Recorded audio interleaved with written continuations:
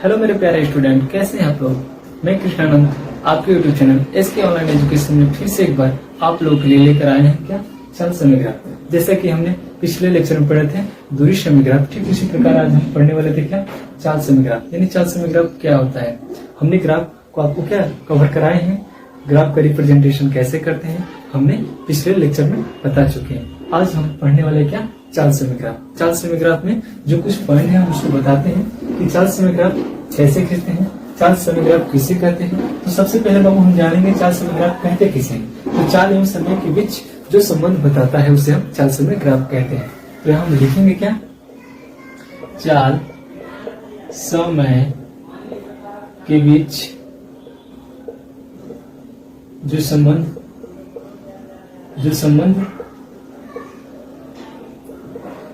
बताता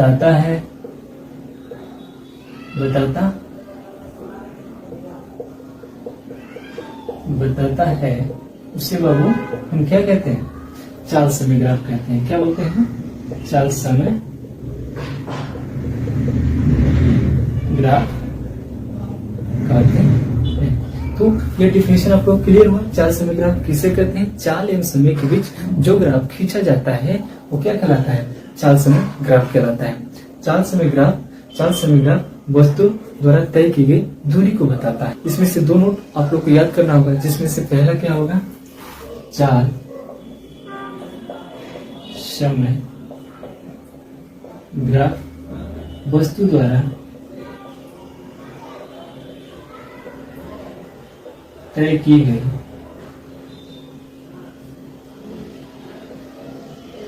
दूरी को बताता है, यानी रिप्रेजेंट करता है। क्या, चाल एवं समय के बीच जो ग्राफ खींचा जाता है वो वस्तु द्वारा तय की गई दूरी को क्या करता है, स्थापित करता है या रिप्रेजेंट करता है या बताता है। ठीक उसी प्रकार हमारा दूसरा नोट्स क्या बनकर आता है, चाल समय ग्राफ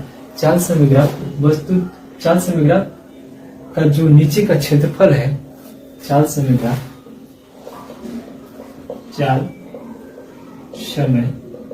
ग्राफ नीचे का क्षेत्रफल है जो चाल समय ग्राफ में नीचे का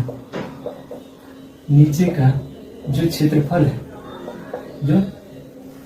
है वस्तु द्वारा तय की गई दूरी को क्या करता है, बताता है। तो यहाँ से हम दो नोट्स आप लोगों को क्या करना है, लोगों याद करना है किसमें, चाल समय ग्राफ में, कि वस्तु द्वारा चाल एवं समय के बीच जो संबंध स्थापित होता है उसे हम चाल समय ग्राफ कहते हैं। ठीक उसी प्रकार हमने क्या बताया, चाल समय ग्राफ वस्तु द्वारा तय की गई दूरी को बताता है। जब इसके और इसके बीच खींचा जाता है जो भी ग्राफ, चाल एवं समय के बीच जो ग्राफ खींचा जाता है उसे हम वस्तु द्वारा तय की गई दूरी को बताता है। ठीक उसी प्रकार चाल एवं समय के बीच जब खींचा जाता है तो उसके नीचे जो क्षेत्रफल आता है वस्तु द्वारा तय की गई दूरी को बताता है। इतना क्लियर हुआ। ठीक इसी प्रकार बाबू हम जानेंगे कि चाल एवं समय के बीच जो ग्राफ खींचा जाता है तो वस्तु का दूरी हम कैसे ज्ञात करेंगे। मेरे प्यारे रसूल, चाल एवं समय के बीच जो ग्राफ खींचा जाता है उससे हम वस्तु कितना दूरी तय किया उसे हम कैसे ज्ञात करेंगे। तो सबसे पहले हम जानेंगे क्या, कोई वस्तु है 10 सेकंड, समय क्या है सेकंड में ले रहे हैं, 10 second 20 second 30 second 40 second 50 second, यानी कितने 20 मीटर प्रति सेकंड की चाल से 50 सेकंड में, अरे मान लेते हैं क्या 50 सेकंड में कितना दूरी तय किया है, 20 मीटर प्रति सेकंड की चाल से 20 सेकंड में वह वस्तु कितना दूरी तय किया है। तो हम जानते हैं क्या, यानी जो क्षेत्रफल है यही आयत का क्षेत्रफल। हम देख रहे हैं क्या, एक स्पेस में से जो स्पेस हमें क्या मिल रहा है, एक आयत का स्पेस मिल रहा है। तो यही आयत का क्षेत्रफल ही वस्तु द्वारा तय की गई दूरी को बताएगा मेरे प्यारे रसूल। तो हम यहाँ से निकालेंगे क्या, आयत का क्षेत्रफल बराबर आयत का क्षेत्रफल बराबर क्या है लोगों, लंबाई गुणे चौड़ाई। हमारा लंबाई क्या है, समय का अंतराल है, और वेग क्या है 20 मीटर प्रति सेकंड। इसका क्या है, वेग है। तो लंबाई यानी समय अंतराल क्या है 10 से 50, यानी 50 माइनस 10 बराबर क्या आ जाएगा बाबू 40। क्या आ जाएगा 40 सेकेंड। तो लंबाई मेरा क्या आ जाएगा 40। गुणी चौड़ाई कितना है बाबू, चौड़ाई यानी इसका क्या चाल यानी स्पीड कितने का है 20।